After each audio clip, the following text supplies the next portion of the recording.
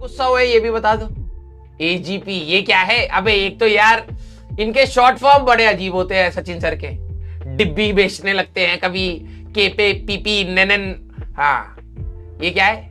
AGP AGP AGP skipped. Spammer ने irritate कर दिया होगा। ये तो गलत बात है यार। ठीक है अबे एक स्पैमर की स्पेलिंग, अबे एक स्पैमर तू गरिया तो रहा है, स्पैमर को स्पेलिंग सीख ले पहले। स्पीमर लिखो। तू कैसे जिएगा रे? तेरे से नहीं हो पाएगा रे। तू स्पैमर की स्पेलिंग स्पीमर बोल रहा है बे। अरे सर मान जाएंगे, वैसे सर का ज्यादा देर गुस्सा रहता नहीं है, मेरे को पता है। ठीक है हाँ, क्योंकि इसी का तो लेवरेज हम उठा रहे।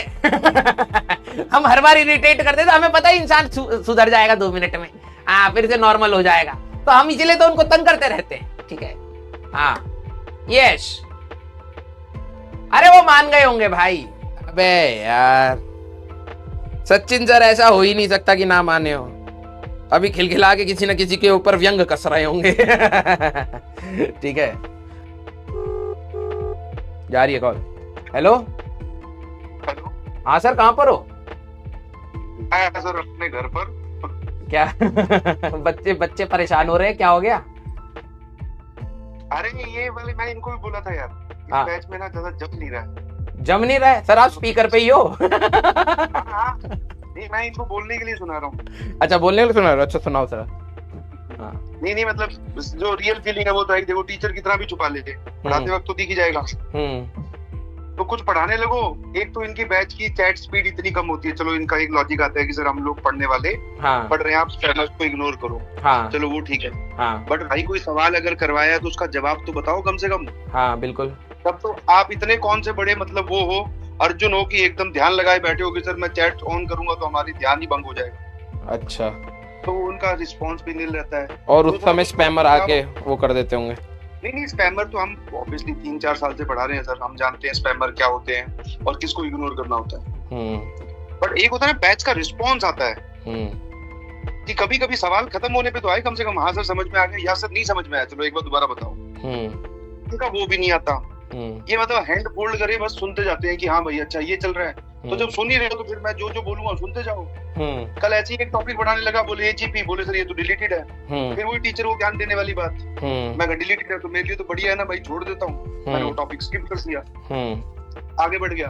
फिर बोलने लगे कि सर एक की वजह से हमारा नुकसान हो रहा है, ऐसे कैसे वैसे कैसे। तो चुपचाप पढ़ लेना था जब पढ़ा रहा था भाई। अब यही तो दिक्कत है सर, क्या बताएं अब इसमें ना, ये तो हम सभी लोग फंसते हैं इसमें।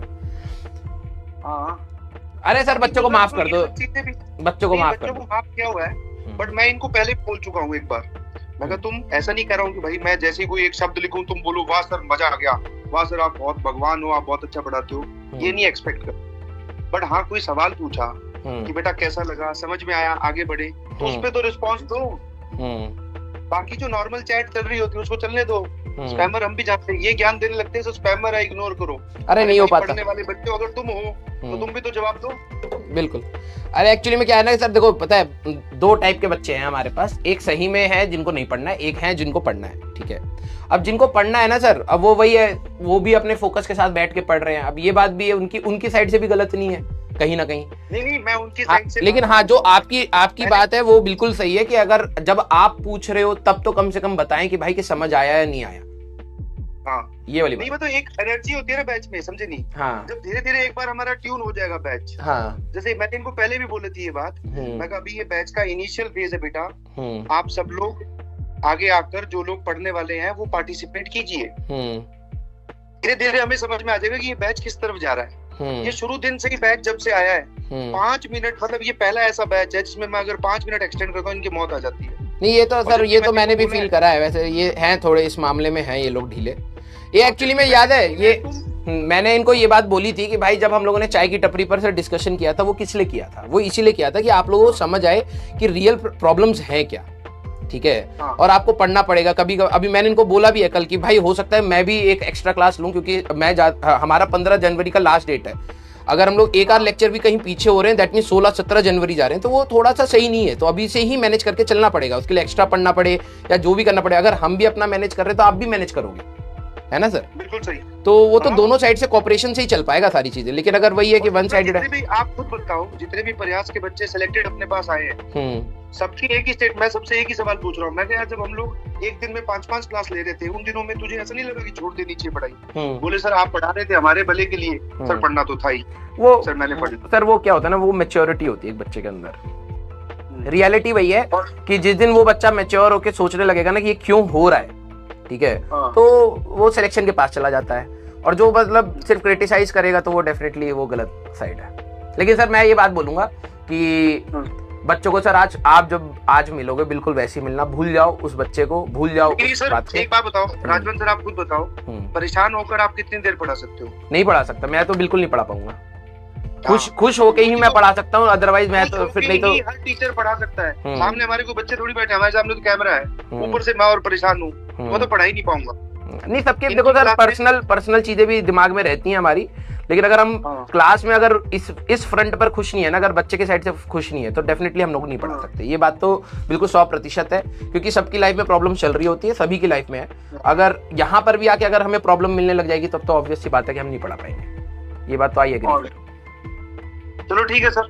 बच्चों को सर, बच्चे सर देखो मैं मानता हूँ सर कि जितने भी बच्चे आप बल्कि आप हमें समझाते हो यार, ठीक है। मैं अभी बच्चों को ये कह रहा था कि सर कभी कभी गुस्सा हो ही नहीं सकते, ठीक है।